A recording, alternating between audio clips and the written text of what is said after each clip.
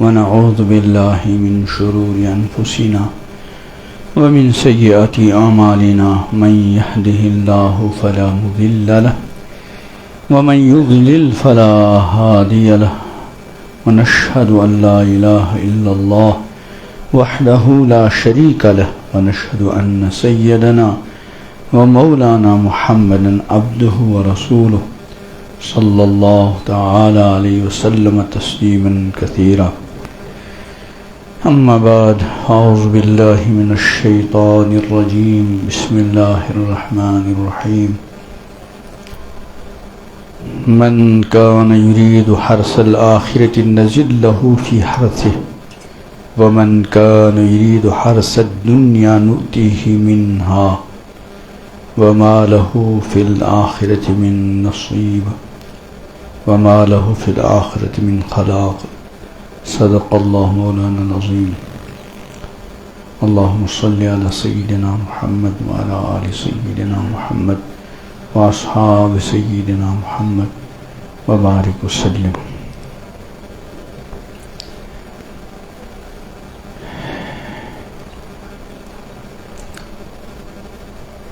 یہ حضرت حکیم الامت مولانا اشرف علی تھانوی رحمۃ اللہ کے کچھ ارشادات ہیں جن کا عنوان ہے ہر مسلمان کو رات دن اس طرح گزارنا یا اس طرح رہنا چاہیے. اگر اس طرح رہیں گے تو ہماری زندگیوں کی راتیں اور ہماری زندگیوں کے دن بڑے قیمتی دنیا میں بھی چین و سکون کی زندگی اللہ تعالیٰ عطا کریں گے اور آخرت تو ہے ہی. باقی زندگی تو یوں بھی گزرے گی اور یوں بھی گزرے گی. زندگی کا سفر مسلسل ہے. ہم رات اور دن کسی لمحے رکے ہوئے نہیں. جسے کوئی کشتی میں سوار ہو تو وہ کشتی مسلسل چلتی رہتی ہے. اس کشتی میں سوار کھا رہا ہو، پی رہا ہو، باتیں کر رہا ہو، سو رہا ہو، جاگ رہا ہو، لیکن ہے مسلسل سفر میں. یہ حال ہمارا ہے. ہم مسلسل سفر میں ہیں. جب سے ہم دنیا میں آئے ہیں ہماری زندگی کا سفر شروع ہو گیا ہے. اس سے پہلے بھی تھا لیکن اس دنیا کے اعتبار سے، اور کب تک جاری رہے گا کچھ پتہ نہیں. اس لیے زندگی کا جو دن، زندگی کی جو رات بندے کو ملتی رہے تو وہ یہ سمجھے میرے لیے بس فی الحال تو اتنا ہی ہے. آگے اللہ بہتر جانتا ہے اور کتنی زندگی ملے گی کتنی نہیں ملے گی. فی الحال جو کچھ مل چکی ہے اس کو میں ٹھیک طریقے سے استعمال کروں. زمانے تین ہیں. ایک ہے ماضی گزرا ہوا زمانہ، ایک ہے مستقبل آئندہ زمانہ، اور ایک ہے حال موجودہ زمانہ. انسان کو کس کی فکر کرنی چاہیے؟ حال کی. ماضی کے زمانے میں ایک مرتبہ نظر دوڑا دے کہ میری زندگی جو گزری ہے ذرا دیکھ تو لوں. جس طرح زندگی گزارنی تھی گزری کہ نہیں گزری، یہ تو سوچنا پڑے گا. باہر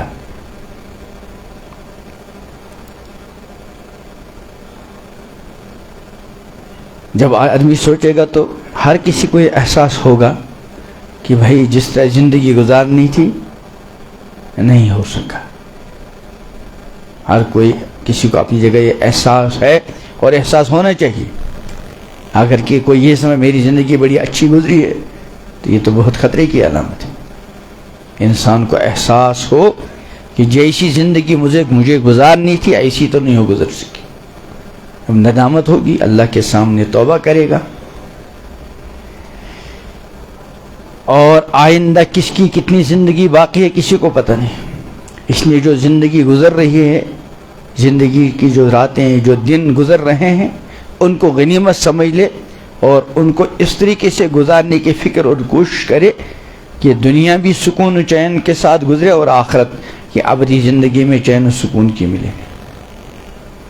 تو حکیم الامت حضرت تھانوی رحمۃ اللہ علیہ نے کچھ باتیں ارشاد فرمائی ہیں، اور اس کا عنوان کیا ہے؟ ہر مسلمان کو رات دن اس طرح رہنا چاہیے. یہ کئی شاید تیسرا یا چوتھا ہفتہ ہے اس کا. اس میں شروع کی 4 باتیں تو آئی تھی، ایک مرتبہ ان کو بھی پڑھیں کہ ضرورت کے موافق دین کا علم حاصل کرے، سب گناہوں سے بچے.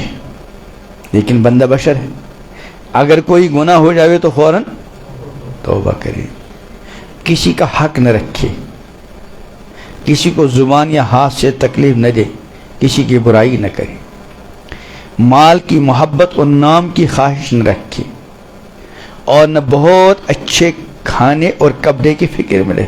جیسا اللہ عطا کرے اس کو اللہ کی بہت بڑی نعمت سمجھے، اور یہ سمجھے میں تو اس لائق بھی نہیں تھا، یہ جو کچھ اللہ نے مجھے دیا یہ تو اللہ ہی کا کرم تھا، میں اس لائق بھی نہیں ہوں.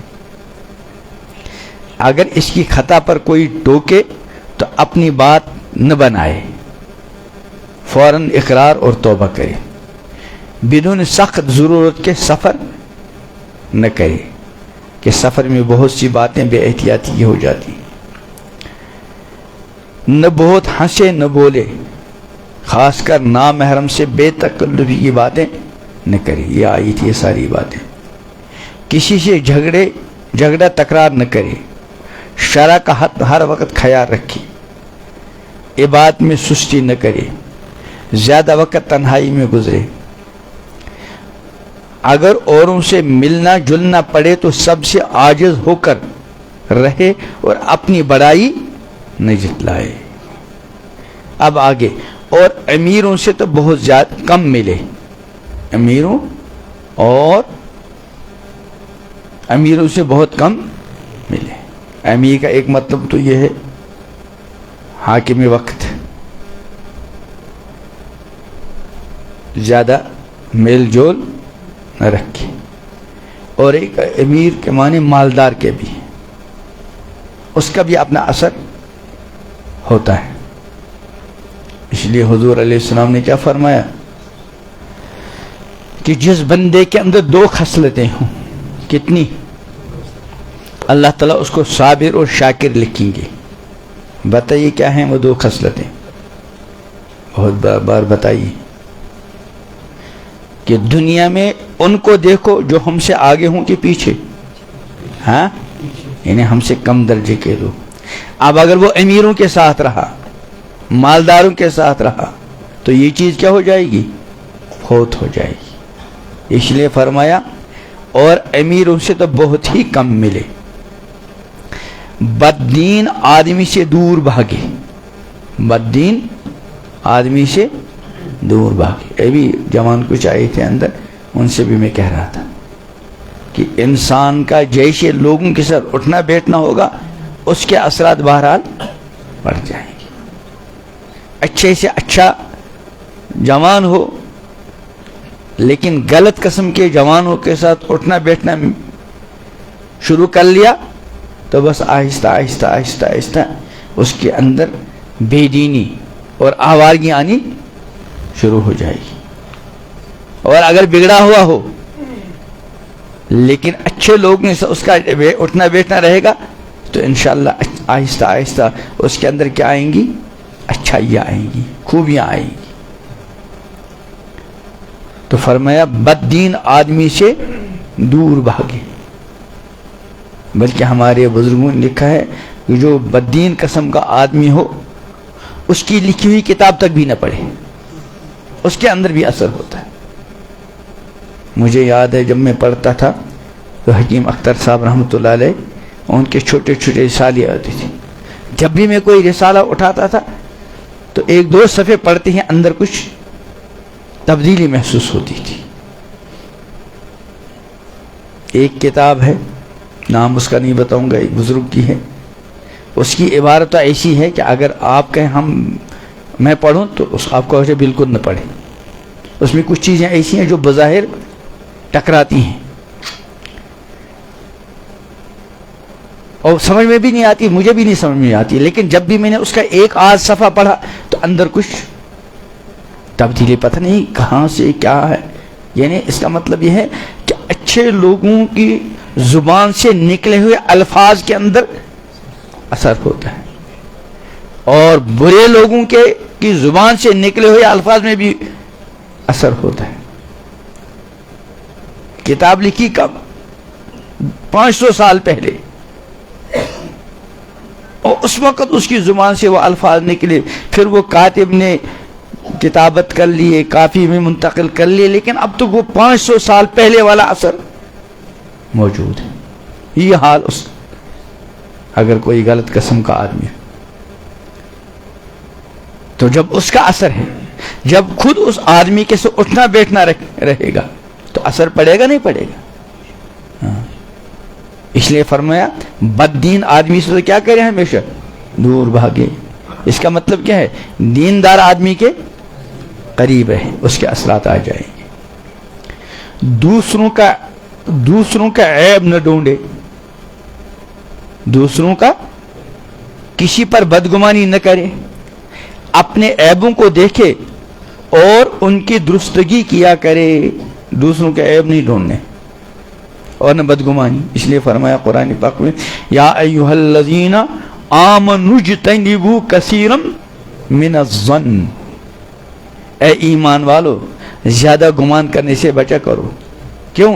ان بعض الظن اثم، بعض گمان کیا ہوتے ہیں؟ گناہ. تو اس لیے کسی کے بارے میں بدگمانی نہ کرے. ولا تجسسوا، اور تجسس بھی نہ کرو. چلو میں ذرا دیکھ لوں کہ اس کے اندر یہ خرابی ہے بھی کہ نہیں، تو اس کا نام کیا ہے؟ تجسس. کہ یہ بھی مت کرو، تم تھوڑے ٹھیکے دار. ہاں اگر کوئی استاد ہے، والد ہے، ذمہ دار ہے، اس کے سامنے کسی کے بارے میں شکایت آ گئی تو اس وجہ سے تحقیق کر رہا ہے تاکہ یہ غلطی اس کیا آ جائے، وہ تو الگ مسئلہ ہے. لیکن بلا وجہ کسی کے بارے میں تجسس کرنا اور اس کے بارے میں تحقیق کرنا، ذرا دیکھو اس کے اندر یہ خرابی ہے یا نہیں، تھوڑے ٹھیکے دار ہم کسی کی. اپنی فکر کرے یار. ولا تجسسوا ولا یغتب بعضکم بعضا، اور ایک دوسرے کی غیبت بھی. دیکھو جب کسی کے بارے میں کوئی غلط گمان دل میں پیدا ہو گیا، اب دو ہی کام آدمی کرتا ہے، یا تو یہ کہ ذرا میں دیکھوں اس کے اندر یہ خرابی ہے بھی کہ نہیں. اس کا نام کیا ہے؟ تجسس. اللہ نے اس پر بھی پابندی رکھی، ولا تجسسوا، تجسس مت کرو. دوسرا یہ کہ جو دل میں کسی کے بارے میں بدگمانی آئی اب لوگوں سے کہتا پھر رہا ہے، تو فرمایا ولا یغتب بعضکم بعضا، تو دوسروں کی غیبت بھی نہ کرے. تو فرماتے ہیں دوسروں کا عیب نہ ڈھونڈے، کسی پر بدگمانی نہ کرے، اپنے عیبوں کو دیکھے اور ان کی درستگی کیا کرے. نمبر 17، نماز کو اچھی طرح، اچھے وقت، دل سے، پابندی کے ساتھ ادا کرنے کا بہت خیال رکھیں. نماز کو اچھی طرح، دھیان کے ساتھ، وقت کی پابندی کے ساتھ اور جماعت کی پابندی کے ساتھ دل لگا کر پڑھنے کا کیا کرے؟ اہتمام. اس لیے قرآن پاک میں کیا ہے؟ اقیم الصلاۃ یقیمون، نماز کو قائم کرنا. اس نماز کے قائم کرنے میں یہ ساری چیزیں آ گئی. نماز کو اچھی طرح، اچھے وقت، دل سے، پابندی کے ساتھ ادا کرنے کا کیا کرے؟ بہت خیال رکھے. دیکھیں مرنے کے بعد سب سے پہلی چیز جس کا حساب ہوگا وہ کیا ہے؟ نماز. اس لیے مسلمان، ایماندار اور بے نمازی اس کا کوئی جوڑ ہی نہیں. مسلمان اور بے نمازی اس کا کوئی جوڑ ہے؟ کچھ بھی. اسی لیے حضور صلی اللہ علیہ وسلم کے بعد صحابہ کے دور میں جب کوئی نماز میں نہیں ہوتا تھا، مسجد میں نہیں آتا تھا، تو جان پہچان والے سمجھتے تھے بھائی 3 باتوں میں سے ایک بات ہے، یا تو وہ کہیں گیا ہوگا، جب یہاں ہے نہیں بستی میں، جہاں گیا ہوگا وہیں بیچارے نے نماز پڑھ لی ہوگی۔ اگر یہ نہیں 10 آدمی دیکھ کل تو یہی تھا رات کو، راتوں رات کہاں گیا؟ تو پھر دوسرا چونکہ اچھا گمان رکھنا چاہیے، تو پہلے ایک گمان تو کیا رکھیں گے بھائی، جب مسجد میں نظر نہیں آیا تو ہم کیا سمجھیں گے؟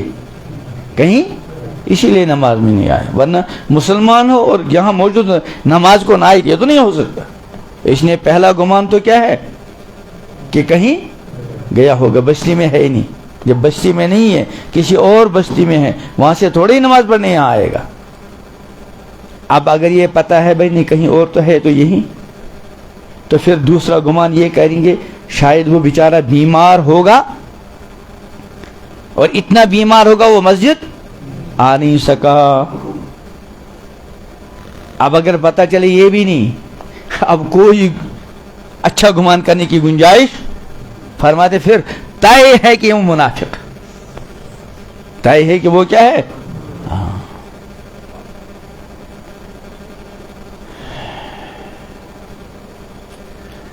نماز کو اچھی طرح اچھے وقت دل سے پابندی کے ساتھ ادا کرنے کا کیا کرے؟ بہت اہتمام۔ پڑھتے ہو نا سب؟ ہاں، اور خاص کر فجر میں حضور صلی اللہ علیہ وسلم کا ارشاد ہے منافقین پر جو چیز سب سے زیادہ بھاری گزرتی ہے وہ ہے فجر اور عشاء کی حاضری۔ اس لیے قرآن میں ہے وَإِنَّهَا لَكَبِيرَةٌ، نماز بڑی بھاری ہے، إِلَّا عَلَى الْخَاشِعِينَ، مگر ان خشوع خضوع والوں پر بھاری نہیں، الَّذِينَ يَظُنُّونَ أَنَّهُمْ مُلَاقُو رَبِّهِمْ، جن کو یقین ہے کہ بھائی ہمیں اپنے رب سے کیا کرنی ہے؟ ملاقات۔ اور ملاقات کے بعد سب سے پہلے کیا پوچھو گی؟ نماز۔ نمبر 18، دل سے، دل یا زبان سے ہر وقت اللہ کی یاد میں رہے، کسی وقت غافل نہ ہو۔ دل یا یعنی اصل تو کوشش ہو زبان بھی اور دل بھی، لیکن اگر دونوں نہیں تو ایک تو ہونا چاہیے۔ کبھی زبان کسی اور چیز میں مشغول ہوتی ہے تو دل کے اندر اللہ کا کیا ہے؟ دھیان۔ اسی لیے اللہ تعالیٰ کو یاد کرنے کے 3 طریقے ہیں۔ ایک ہے زبان سے اللہ کو یاد کرنا، پڑھتے ہیں نا ہم لا الہ الا اللہ، تیسرا کلمہ بہت عظیم وظیفہ ہے، اس میں سب کچھ آ گیا، سبحان اللہ تسبیح بھی آ گئی، الحمدللہ حمد بھی آ گئی، اللہ اکبر تکبیر بھی آ گئی، لا الہ الا اللہ کلمہ طیبہ بھی آ گیا، ولا حول ولا یہ لا حول ولا قوت الا باللہ اللہ کے عرش کے خزانوں میں سے ایک خزانہ ہے۔ بہت پابندی کے ساتھ اس کا ورد رکھنا چاہیے، اور گناہوں سے بچنے میں اس کے ذریعے اللہ بہت مدد فرماتے ہیں۔ لا حول ولا قوت الا باللہ، ایسے درود شریف، ایسے استغفار، یہ تو ہو گیا زبان سے۔ اور دل سے، دل میں اللہ کا کیا ہو؟ دھیان ہو، اٹھتے بیٹھتے چلتے پھرتے۔ قرآن پاک میں ہے، پیغمبر علیہ السلام کو حکم ہے وَاصْبِرْ نَفْسَكَ مَعَ الَّذِينَ يَدْعُونَ رَبَّهُمْ بِالْغَدَاةِ وَالْعَشِيِّ يُرِيدُونَ وَجْهَهُ۔ کیا مطلب اس کا؟ آپ اپنے آپ کو روکے رکھیں، آپ اپنی ہم نشینی کا شرف عطا کرتے رہیں۔ کن کو؟ الذین یدعون ربهم بالغداۃ والعشی، جو صبح شام اپنے رب کو پکارتے ہیں، اپنے رب کا نام لیتے ہیں، اپنے رب کی بڑائی تکبیر تسبیح کرتے ہیں۔ اور کیوں کرتے ہیں؟ یریدون وجہہ، وہ اللہ کی رضا کی تلاش میں ہوتے ہیں۔ تو ایسوں کے بارے میں حضور علیہ السلام کو کیا حکم ہے؟ آپ ان کے ساتھ لگے رہیں، ان کو اپنے سے دور نہ کریں۔ اور آگے کیا فرمایا؟ اس کے برخلاف ولا تطع، ان کی بات آپ نہ مانیں. کن کی؟ من اغفلنا قلبہ عن ذکرنا، جن کے دلوں کو ہم نے اپنی یاد سے کیا کر دیا؟ غافل. وہ دنیا بھر کی فکروں میں ہے اور اللہ کی یاد سے ان کے دل کیا ہے؟ غافل. وَلَا تُطِعْ مَنْ أَغْفَلْنَا قَلْبُهُ عَنْ ذِكْرِنَا. اور دوسری خرابی اس کے اندر کیا ہے؟ وَاتَّبَعَ هَوَاهُ، اس نے اپنی نفسانی خواہشات کی پیروی کر رکھی. یہ نفسانی خواہشات کی پیروی بہت بڑی تباہی کا پیش خیمہ. اس لیے ایمان والے بندے، خاص کر جوانوں کا کام کیا ہے؟ اپنی نفسانی خواہشات کو دبائے رکھیں. جو نفسانی خواہشات کے پیچھے پیچھے چلا تو بس تباہی کی طرف جا رہا ہے. اسی لیے تو اللہ نے جنت کے لیے جو اعمال بتائے، ایک جگہ بس دو چیزیں بتائی. وَأَمَّا مَنْ خَافَ، جو اپنے رب کے سامنے کھڑے ہونے کے سلسلے میں ہمیشہ ڈرتا رہا. کیا مطلب؟ یعنی اس کو یہ ہمیشہ احساس دل و دماغ میں بیدار ہے، ایک وقت آنے والا ہے مجھے اللہ کے سامنے کھڑے ہو کر اپنی زندگی، جوانی، کمائی، خرچ اور اپنے علم اور صلاحیت کا کیا دینا ہے؟ حساب دینا ہے. پھر اس کا اثر کیا پڑا؟ کہا ایک اثر، وہ کیا ہے؟ وَنَهَا النَّفْسَ عَنِ الْهَوَىٰ، اپنے نفس کو خواہشات سے، غلط قسم کی خواہشات سے روکا. تو کیا ملے گا؟ فرمایا فَإِنَّ الْجَنَّةَ هِيَ الْمَأْوَىٰ، بس اس کا ٹھکانہ فوراً جنت. تو کیا فرمایا؟ وَلَا تُطِعْ مَنْ أَغْفَلْنَا قَلْبَهُ عَنْ ذِكْرِنَا، اس کی بات نہ مانیے جس کے دل کو ہم نے اپنی یاد سے کیا کر رکھا؟ غافل. اور دوسری خرابی کیا ہے اس کے اندر؟ وَاتَّبَعَ هَوَاهُ، وہ اپنی خواہشات کی کیا کرتا ہے؟ پیروی. وَكَانَ أَمْرُهُ فُرُطًا، اور اس کا معاملہ جو ہے وہ حد سے نکلا ہوا ہے. شریعت نے زندگی گزارنے کے جو حدود متعین کیے ہیں وہ ان کی پرواہ نہیں کرتا. تو ایک تو ہے زبان سے اللہ کی یاد، اور یہ کیا ہے؟ دل سے. فرمایا دست بکار دل بیار. زبان تو کس میں ہو؟ ہاتھ. دست بکار کسی بھی کام میں مشغول ہوتا ہے، لیکن دل بیار، دل کس کے ساتھ مشغول ہو؟ اللہ کے ساتھ. تو ایک ہے دوسری یاد دل، اور ایک ہے عملاً یاد. عملی یاد کا مطلب کیا ہے؟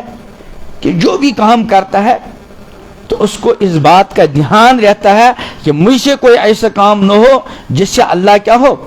ناراض. یہ عملی یاد ہے، اور یہ عملی یاد ہر وقت گویا کہ فرض ہے. تو اسی لیے کیا فرمایا؟ دل یا زبان سے ہر وقت اللہ کی دل یا زبان سے ہر وقت اللہ کی یاد میں رہے، کسی وقت غافل نہ ہو. غفلت بہت بڑی بیماری ہے نا. اس لیے حضور علیہ السلام کی ایک دعا ہے، اس میں کیا فرمایا؟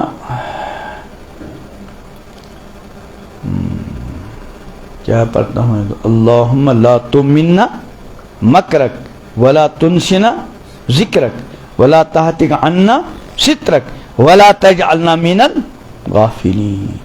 اللہم لا تمنا مکرک، یا اللہ مجھے اپنی خفیہ تدبیر سے مطمئن کرنا. مطمئن ہونے کا مطلب یہ کہ آدمی کہ گناہوں پہ گناہ کر رہا ہے اور اس کو کوئی اس بات کا احساس بھی نہیں کہ کہیں میری پکڑ ہو جائے. ولا تنسنا ذکرک، اور اپنی یاد سے مجھ کو غافل، اپنی یاد مجھ کو نہ بھولوانا.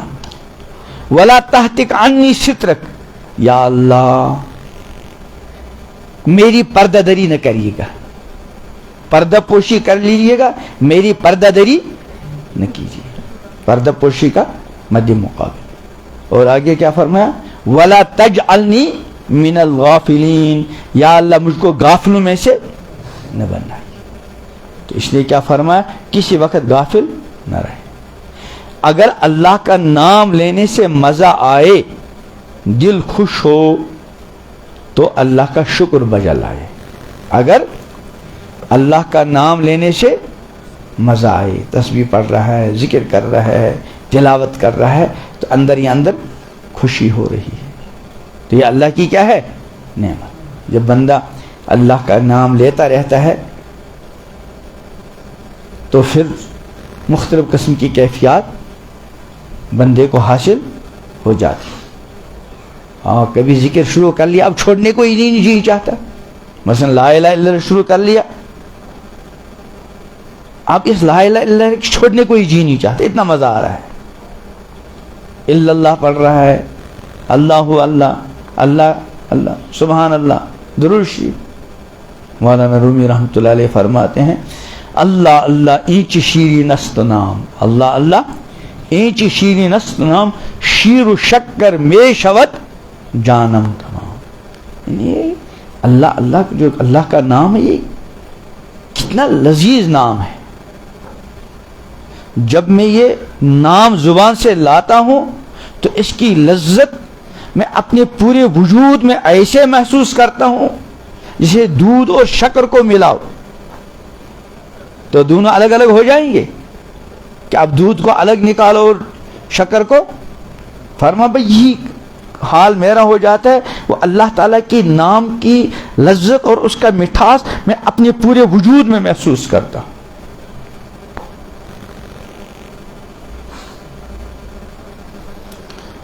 اللہ ہم کو بھی اپنے نام کی لذت عطا کر دے. ہے نا وہ مشہور سیدنا ابراہیم علیہ السلام کہیں تھے بکریوں کے ساتھ غالباً، تو کسی شخص نے بڑی مستی کے ساتھ اللہ کا نام لیا. اب ہم جیسے گناہگاروں میں بھی کبھی نام ہوتا ہے تو انسان، اب وہ اللہ کے پیغمبر خلیل اللہ ہیں، اب اس اللہ سے بندے سے کہہ رہا ہے کہ بھائی اللہ کے بندے ایک بار اور اللہ کا نام لے لو. اس نے کہا اسے نہیں چلے گا. کہا پھر؟ کہا یہ ساری بکریاں مجھے دے دو. کہا لے لو، ایک مرتبہ اللہ کا اور نام دو. اور لے لیا اور مست ہو گئے. کہا ایک بار اور. کہا اب کیا دو گے؟ کہا میری جان اس کے تم مالک ہو، اللہ کا نام دو. اور تیسری بار اللہ کا نام لیا اور غائب ہو گیا. وہ اللہ کا فرشتہ تھا.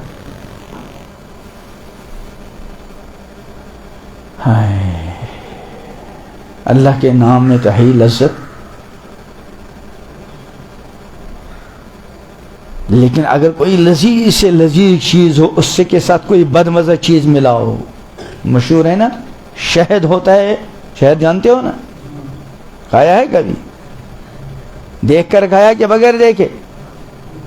ذرا بتا کس نے شہد دیکھ کر کھایا؟ ہاتھ اٹھاؤ. کسی نے بھی دیکھ کر نہیں. اب باولا آدمی ہے. کیا دیکھ کر کھایا؟ کیا دیکھا بھائی پھر کھایا؟ ہاں؟ ارے اللہ فرماتے ہیں اوحا ربک الی النحل، اللہ نے وہی بھیجی کس کی طرف؟ وہ باولی سی شہد کی مکھی اتنی سی. کیا حکم دیا؟ ان اتخذی من الجبال بیوتا، جاؤ پہاڑوں پر گھر بناؤ. ومن الشجرہ، اور کہاں؟ درختوں پر گھر بناؤ. اور ثم کلی من کل الثمرات، ہر طرح کے پھلوں سے کھاؤ. دیکھیے نا شہد کی مکھی، ہم شہد کا کاروبار تو کرتا ہے، پتہ نہیں شہد کی مکھی پر کبھی غور بھی کرتا ہے کہ نہیں کرتا.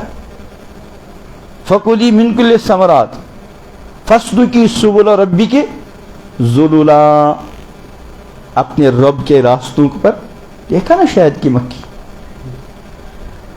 یہ کس پر بات آئی؟ ہاں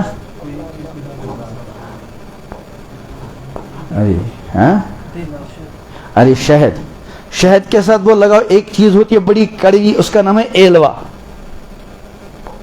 شہد بڑی لذیذ چیز ہے اور شفا بھی ہے، لیکن اگر اس میں ایلوا ڈال دیا اس شہد کی لذت کو بالکل شہد کو بدمزہ کرتی. تو ایسے اللہ تعالیٰ کی نام کی لذتوں کا کیا پوچھنا. لیکن اگر خدا نہ خواستہ گناہوں کی گندگی بھی ساتھ رہی تو پہلے تو بندہ مزے سے محروم رہے گا, لذت ختم ہو جائے گی, اور پھر خطرہ ہے اللہ بچائے اللہ بچائے اللہ بچائے کہیں نام لینے سے محروم نہ رہے. اللہ محرومی سے بچائے, اللہ محرومی سے بچائے.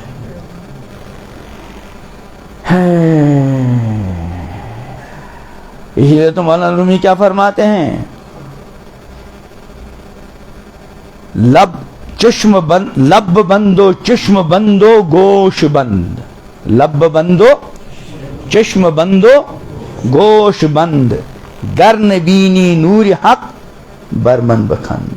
اس کا خلاصہ یہ ہے کیا, لب بندو یعنی اپنے ہونٹوں کو بند کرو, یعنی زبان سے کوئی گناہ, اور چشم بند آنکھوں سے کوئی گناہ, گوش بند اور کانوں کو بند کرو, گر نبینی نور حق برمن بخند. پھر اگر تم کو مزہ نہ آئے اور نماز کی اور تلاوت اور ذکر اور اللہ کے نام کی نورانیت اور لذت محسوس نہ ہو تو پھر مجھ پر ہنسنا. اس رومی نے کیا کہا تھا, وہ تو گڑبڑ بول رہا تھا. کہنے اگر تم نے اپنی زبان کو, اپنے کانوں کو اور اپنی آنکھوں کو قابو میں رکھ لیا, ان سرحدوں کو کیا کر لیا بند, کیونکہ گناہ کس سے ہوتے ہیں, آنکھ سے. اور جب آنکھ سے گناہ ہو گیا تو یہ گندگی آنکھ میں لگے گی کہیں اندر جائے گی, ہاں گناہوں کی گندگی آنکھ میں لگے گی. اگر خدا نہ خواستہ گناہوں کی گندگی آنکھ ہی پر رہتی تو پھر تو ہم باہر بھی نہیں نکل سکتے, ہے نا. بھائی ایک گندگی لگ گئی, پھر دوسرے دن میں 50 بار خدا نہ خواستہ موبائل میں اس میں گندی چیزیں دیکھی, ساری گندگی یہاں جمع ہوتی تو باہر نکلنے کے قابل رہتا. سب کو پتہ چلتا اور بعض کو پتہ چلتا بھی ہے. حضرت عثمان غنی رضی اللہ عنہ کے مجلس میں کوئی آیا, فوراً ان کی آنکھوں میں گندگی محسوس کی. لوگوں کا کیا ہوا, ہماری مجلس میں آتے اس حال میں کہ ان کی آنکھوں سے زنا ٹپکتا ہے, لیکن عام طور پہ اللہ پردہ کرتے ہیں. اس گندگی کو آنکھوں کے بجائے, کانوں کے بجائے کہاں چھپاتے ہیں, دل میں. اور دل کی بات, دل میں کیا ہے یا تو اللہ کو پتا ہے یا بندے کو.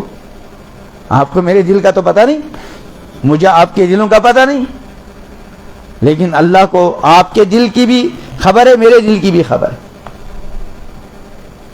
تو جب آنکھ سے گناہ ہوا, گندگی کہاں آ گئی, دل میں. زبان سے غلطی کی, گناہ کی تو گندگی دل میں, اور کان سے گناہ کی تو گندگی دل میں. پھر اللہ کا نام لیا تو اللہ کی نام کی لذت کہاں آتی, وہاں تو پہلے سے گندگی جمع ہے, تو وہ لذت کہاں محسوس ہوگی. تو اس نے مولانا رومی کیا فرماتے ہیں, لب بندو چشم بندو گوش بند. پہلے یہ گندگی ساری بند کر دو, کوئی گندگی اندر نہ جانے پائے. اسی لیے کہا نا کہ انہوں نے, مولانا شاہ محمد احمد پرتاپ گڑھی رحمۃ اللہ علیہ نے کیا فرمایا,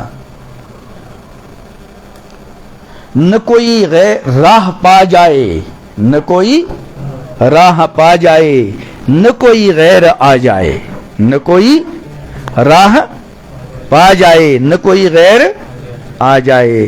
حریم دل کا احمد اپنے ہر دم پاس باں رہنا. کیا مطلب, تمہارے اندر جو دل کا حرم ہے, جیسے وہاں حرم ہے نا, حرمین میں کس کا داخلہ ممنوع ہے, غیر مسلم کا. لیکن مسلمان مجرم ہو, گناہ گار ہو, کوئی بھی جا سکتا ہے.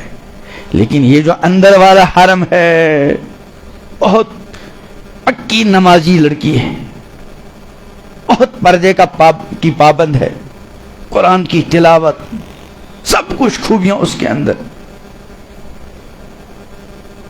اس کو دل میں اندر جانے کی اجازت ہے؟ حرم میں جائے گی وہاں تو اس کا استقبال ہوگا، اللہ کے گھر اس کو اجازت ہے، لیکن یہ جو اندر والا حرم ہے کسی کو اندر بٹھلانے کی اجازت؟ فرمایا نہ کوئی غیر نہ کوئی راہ پا جائے، کدھر؟ دل کی طرف، نہ کوئی غیر، وہاں تو صرف غیر مسلم، یہاں غیر مسلم کوئی بھی غیر ہو اللہ کا، حریم دل کا اپنے ہر دم، حریم دل کا احمد اپنے ہر دم پاس با رہنا، کہ احمد تمہارے جو دل کا حرم ہے ہر وقت اس پر پہرا بٹھائے رکھنا، کوئی دوسرا اس میں آ نہ جائے۔ کسی کو دل میں رکھنے کی اجازت ہے؟ اور آتا کہاں سے؟ جو اندر کوئی جگہ کر جاتا ہے تو کہاں سے آتا ہے؟ آنکھ کے، اسی لیے اللہ نے پہلے ہی کہہ دیا، آنکھ پر پابندی لگائی کہ جہاں کوئی ایسا جائے خطرہ ہو، کسی کے دل میں گھسنے کا اندیشہ ہو، فوراً نگاہ جھکاؤ، کیونکہ نگاہ اٹھائی کہیں اسی راستے سے آ کر جگہ نہ پکڑ لے، اور جب اگر خدا نے کسی نے بت نے اندر جگہ پکڑ لی پھر اس کا نکالنا بڑا مشکل ہو جاتا ہے، لیکن نکالے بغیر چارہ نہیں۔ فرمایا اللہ کا نام، اگر اللہ کا نام لینے سے مزہ آئے، دل خوش ہو تو اللہ تعالیٰ کیا کرے؟ شکر ادا کرے، لیکن مزہ نبی آئے تو نام لینا نہ چھوڑے، لیتا رہے۔ ہاں وہ جو جن خرابیوں کی وجہ سے وہ مزہ نہیں آ رہا ان چیزوں کو چھوڑو، شیطان بڑا خطرناک ہے کہ بھئی جب مزہ ہی نہیں نماز میں، تلاوت میں جی نہیں لگتا، اللہ کے نام میں کیا فائدہ؟ تو یہ چھڑوا رہا، حالانکہ ان کو چھوڑنا نہیں ہے، وہ جن کی وجہ سے مزہ نہیں آ رہا ان کو چھوڑ دو، نماز کو نہ چھوڑو، اللہ کے نام کو۔ اللہ تعالی ہم سب کو اس طرح زندگی گزارنے کی توفیق عطا فرمائے کہ ہماری دنیا بھی بہتر ہو، آخرت بھی بہتر ہو، دنیا میں بھی چین و سکون کی زندگی ملے، آخرت میں بھی چین و سکون کی زندگی ملے۔ سبحان اللہ و بحمدہ، سبحانک اللہم و بحمدک۔